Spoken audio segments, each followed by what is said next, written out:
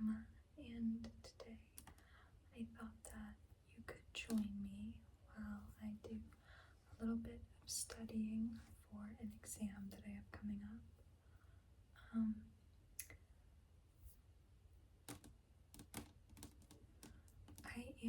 I'm going to be studying using my whiteboard because I just feel like for this particular subject, it's just kind of like how I learn the best because I don't know, it just like really ingrains it in my brain. I've had a lot of trial and error. I am studying physiology today. So the first thing I have to do is actually erase the writing that's on here, which is from the last physiology course I took last semester. And I don't have a whiteboard eraser, so I am going to be using a lot of paper towels. I don't know if like the ripping's going to be loud. I might edit it out. But yeah, I have written on here about the physiology of how the lungs work. And today we are going to be studying the physiology of blood flow in a cow and nerve impulses from the udder to the brain. And perhaps some other things as well. We will see what happens. And I might move positions a couple times, just depending on how uncomfortable I get.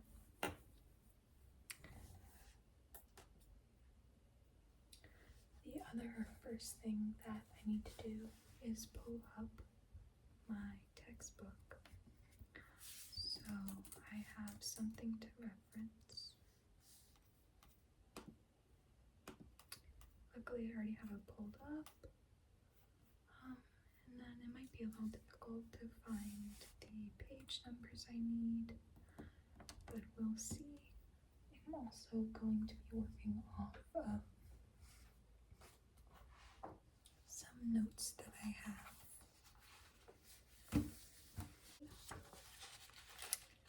Now I'm going to look on here for the page number that I need.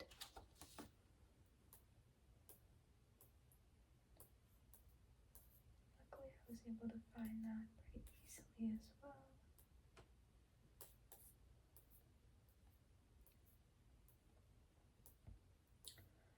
So the first thing that we're going to look at is the arterial blood supply. You've probably heard of arteries and veins before. Arteries send blood away from the heart and veins bring it back. So what we're looking at is the arterial blood flow of the mammary gland. So we're looking at how blood flows from the heart to the udder. So I'm going to start with that. I might need some new markers because these ones have been used a lot during my anatomy and physiology course.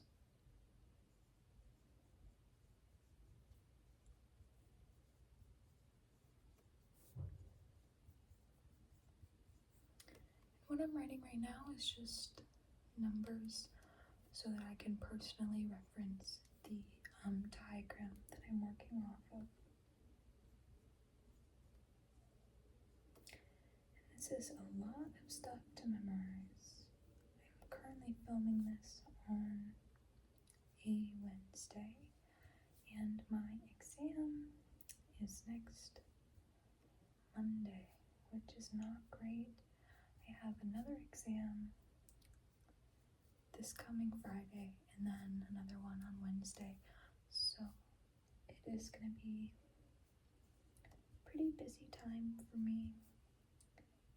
And I think I'm mostly doing this right now to procrastinate studying for the exam that I have on Friday because physiology is just a little bit of a more interesting topic for me.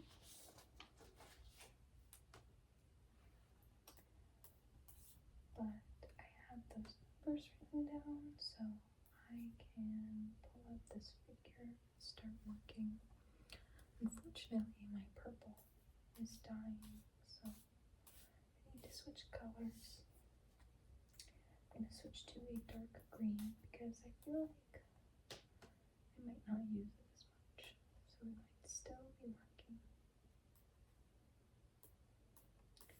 I realize that a lot of people watch ASMR to relax, and this might be a bit of a yucky thing to listen to if you're trying to sleep, but unfortunately it's what I'm learning.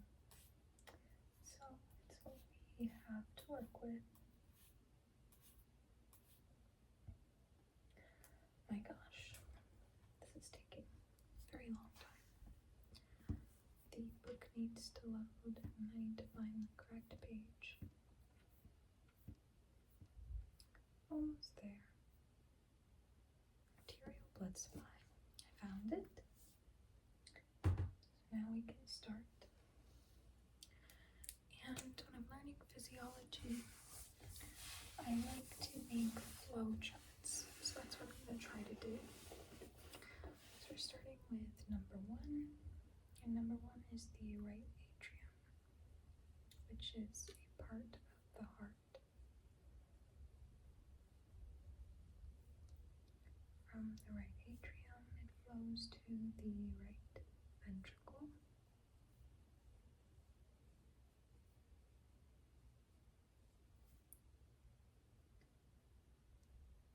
From there, the pulmonary artery.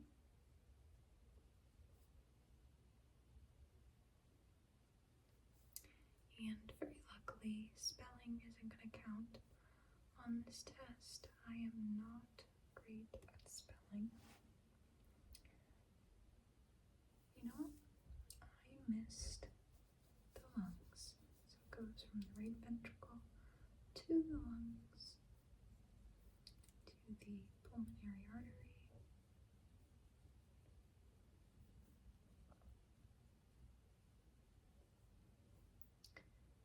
to the left atrium. And I am hoping that what I learned last semester will help me out a little bit here, because this is a lot to memorize over the next couple of days. From the left atrium goes to the left ventricle, then to the ascending aorta, and then I can skip the anterior dorsal aorta and go to the posterior dorsal aorta.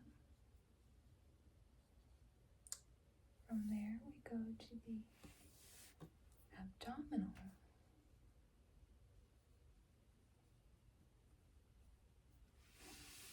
posterior dorsal aorta.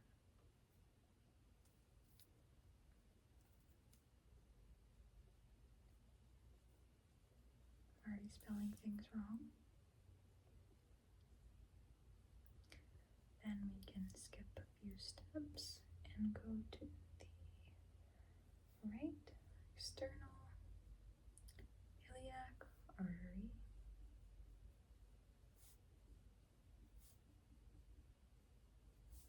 I'm going to need to buy some new pens because these are all dying.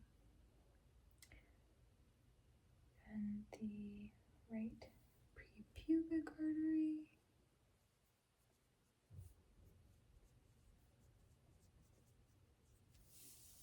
And then for the next one, I remember there is a spelling mistake in the textbook. It says it is the right inguinal right. So I'm going to assume that that one is the right inguinal artery. And I do hope that I'm correct. From the right inguinal artery, we're going to the right external pubic artery. We're almost there. From there, we go to the right caudal mammary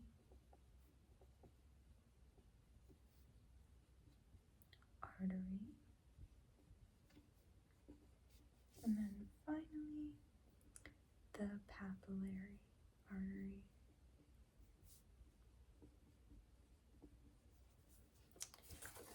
Nice and long. All of these are terms that I need to have memorized, and if you're curious, I do need to know them in order. So I'm probably just going to end up writing this down a couple more times before the test on Monday. There's a lot of other stuff I need to study too for the same test, but do know that this question is going to get asked, and I also know that it's going to be for the most points. Actually, I do have a practice exam,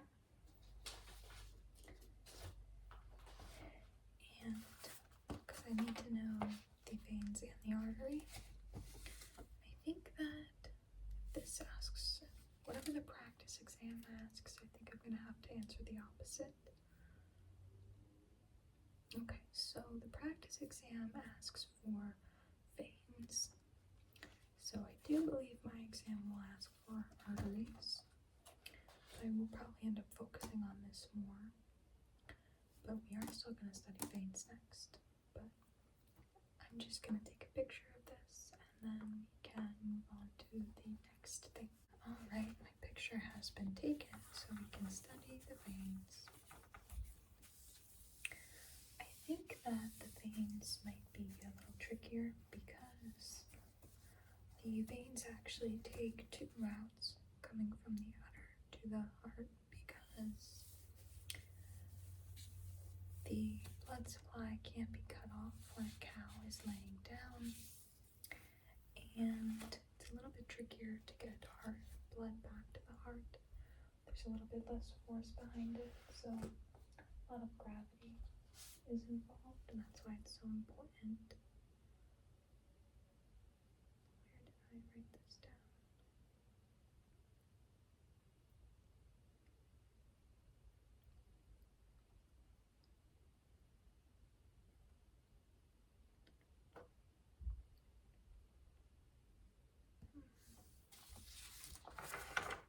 I hope that I wrote it down. There it is. I found it.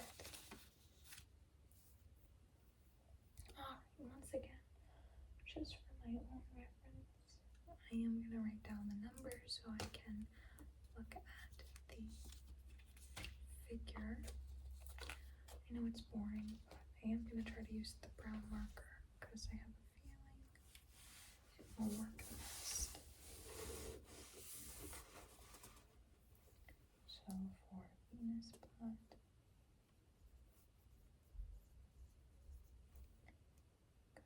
go 1, 2, 3. One side we go 4, 6, 7, 9, 11, 13.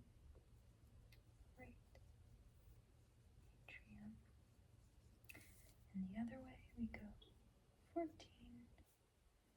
15, 16, 19. Right atrium. So I do think that it is a couple less numbers. So that should help me a little bit. Let me pull up this chart. Venous blood. Okay.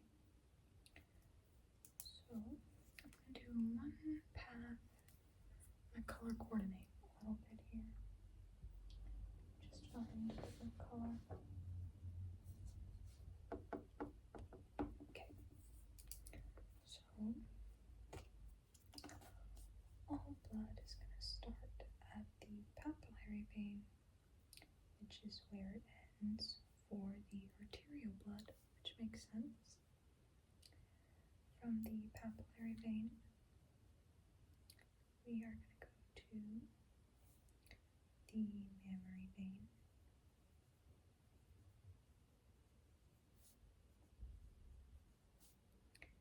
From there, we go to the venous circle. Because it's a circle, that's why we can diverge here and take our two different paths. Not sure how to draw this because the first path is going to be pretty long. So I'm going to go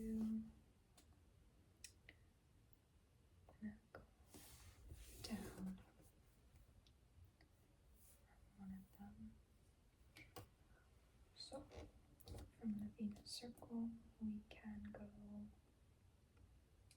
to the right subcutaneous abdominal vein,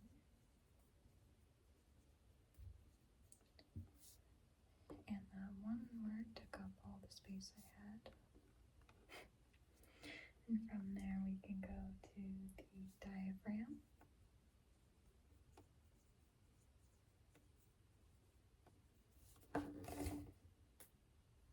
to the right internal thoracic vein, and we're going to skip a whole bunch and go to the anterior vena cava, and then we're going to end at the right atrium. And that one is the shorter path. For the longer path, we are going to go to the right external pubic vein. And luckily, a lot of these names match the names from the arteries, so it is going to make it a little bit easier to remember everything. From there, we go to the right inguinal ring,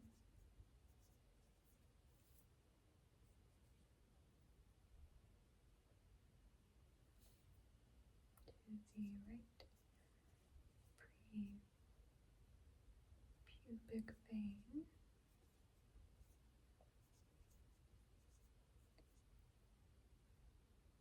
to, losing my place here,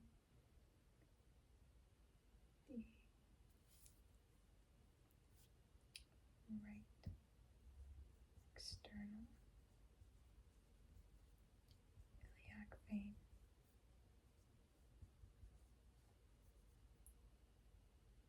almost there,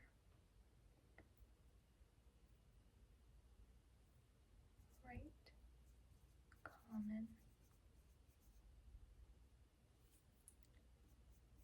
iliac vein, to the posterior vena cava. So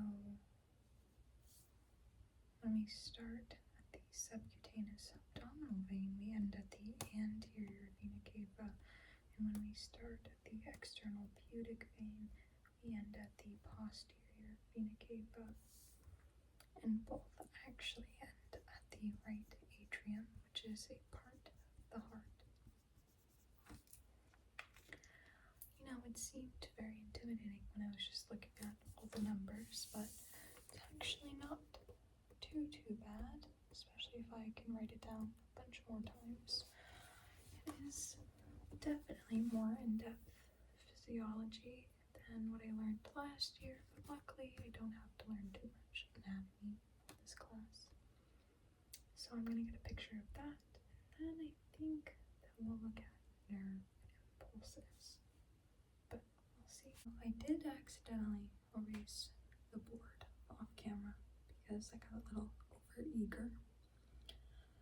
I'm just doing a little stretch because my hips hurt sitting on the floor. I might go get my floor pillow just to help with the sitting, but I might end up hating it, but we'll see. I bought this at Target like 2 years ago when I had absolutely no money, and it was $40. And at the time I was like, this is the most ridiculous thing I could possibly buy for $40, because still to this day, that's like $1 million to me. But I've never regretted it once, because it's very useful. Okay, I do think that that's a little bit better for now. I mess up my ankles, but so is life. I don't really know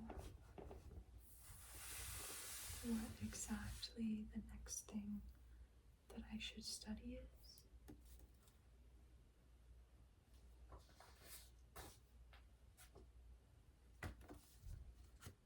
I think that I might just like wing it a little bit. I'm realizing I should probably blow out my candle that I've had burning for way too long, but that's okay. I need to trace the nerve impulse from the mammary gland to the brain. The nerve impulse is what would cause the milk to actually come out. I think that if I find the exam, might be a better frame of reference for where to start. Process. Stimuli nerves, brain, blood, epithelial cells. Okay, so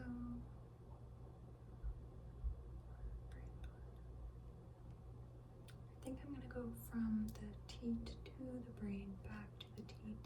I think that would probably cover all of my bases. Sorry that I'm not studying something normal like history. Okay. The notes that I have right now aren't the best, and I'm not entirely sure if they would be completely correct. So I'm gonna look around a little bit. This looks a little bit better. Okay.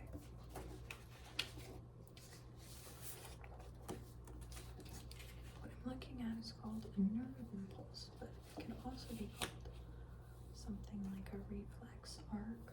So like when you're at the doctor's and they test your reflexes and they hit your knee with a little hammer, that sends a nerve impulse from the nerves in your knee to your spine, to up your spine to your brain, and that's what controls your movement. Although sometimes reflexes don't even go to your brain every time.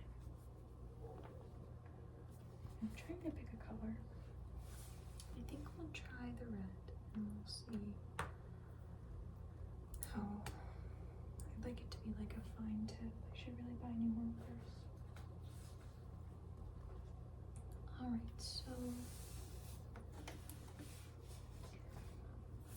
I'm gonna do nerve impulse, teat or udder to brain. So when you stimulate the udder, is going to travel to your afferent nerves. And actually in my notes I wrote that then goes to the efferent nerves, but that's not really how that works. I wrote that down because it was the answer read out by one of my classmates, but I don't think that's right, so I'm just gonna skip it, and then I'm too lazy to check the textbook, but maybe this weekend I'll check. So that's gonna go to the afferent nerves. From the afferent nerves, it's going to travel to the dorsal root ganglion, ganglia of the spinal cord. I'm really reaching far here. I'm going to sneeze too. And you know, I figured that, like, I'm going to have to edit this video. I figured that that's going to help me study, because I'm going to have to hear myself saying it. From there it goes up the spinal cord, along the dorsal ventriculus. From there, it goes to the midbrain, which is a little bit imprecise, but that's okay because I have more notes to look at.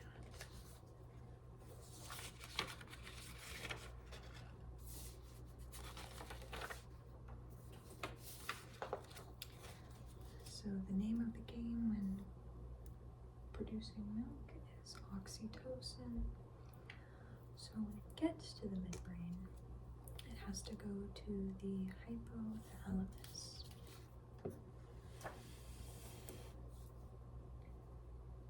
Because we need to release oxytocin from the brain. So the hypothalamus goes into the pituitary. I think that it is the posterior pituitary, but I'm not super sure off the top of my head. That's another thing I'm gonna have to check this weekend, so I'll do an A or P question mark so that I will know when I look at this later. So once we're at the pituitary, we can finally release oxytocin.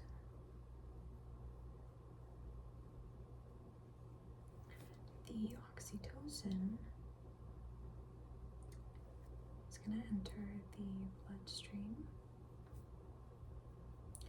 and then it's going to go through a whole arterial thing that we looked at, and it's going to end up at the mammary gland. And when it is in the mammary gland, so the oxytocin doesn't make it so that the body makes milk, it makes it so that the body releases milk that has already been made, because that gets made in the udder. So what it actually does is it stimulates the myoepithelial cells. And the myoepithelial cells are like a basketball net that there's like these round balls in the mammary gland. They're called alveoli, and they make the milk and they store it. And the myoepithelial cells are like a basketball net that surrounds the alveoli. And the oxytocin triggers that to squeeze or contract. And that is when we get milk ejection. Alright, I'm going to take a picture of this real quick. Okay, and I think that there's one more thing I want to look at quickly. It's not actually on the practice test, but I feel like he might ask me in some sense, so we're just going to do it quickly. And that's actually how the neuron functions. And the neuron is what receives the neural impulse that we were just talking about. So, for neuron function,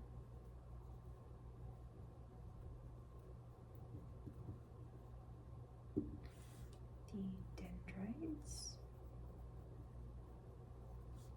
gather electric potentials. The neuron depolarizes.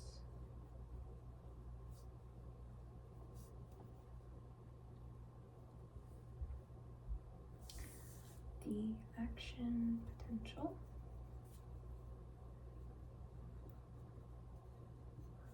travels down the axon.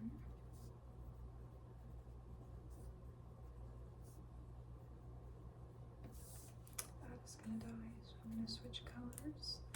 I'm sure when I look back at my picture, I'm going to think that the color switch meant something important. That goes to the axon terminal.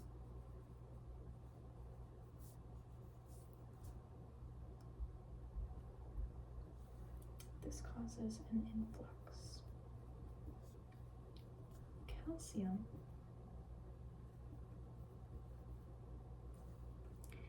and the calcium allows the neuron to release neurotransmitters.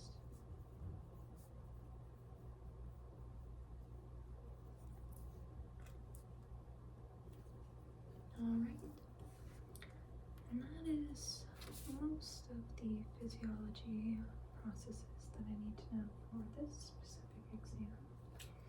And I have to switch to studying for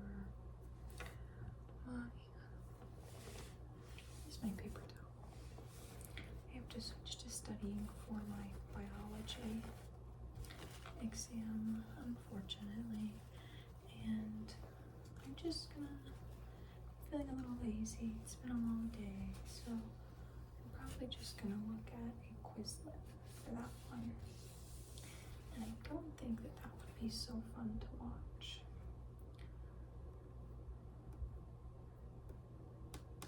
There was marker up there and I thought it was my hair. Let me get up close and personal for our goodbye. Yeah, I don't think that the Quizlet would be as fun for you guys to watch as I know that it is going to be for me to do. But anyway, thank you guys so much for watching. This has definitely really helped me in my memorization of all of these big words, because just saying them out loud really helps. So I hope that you enjoyed, and I will see you guys again soon.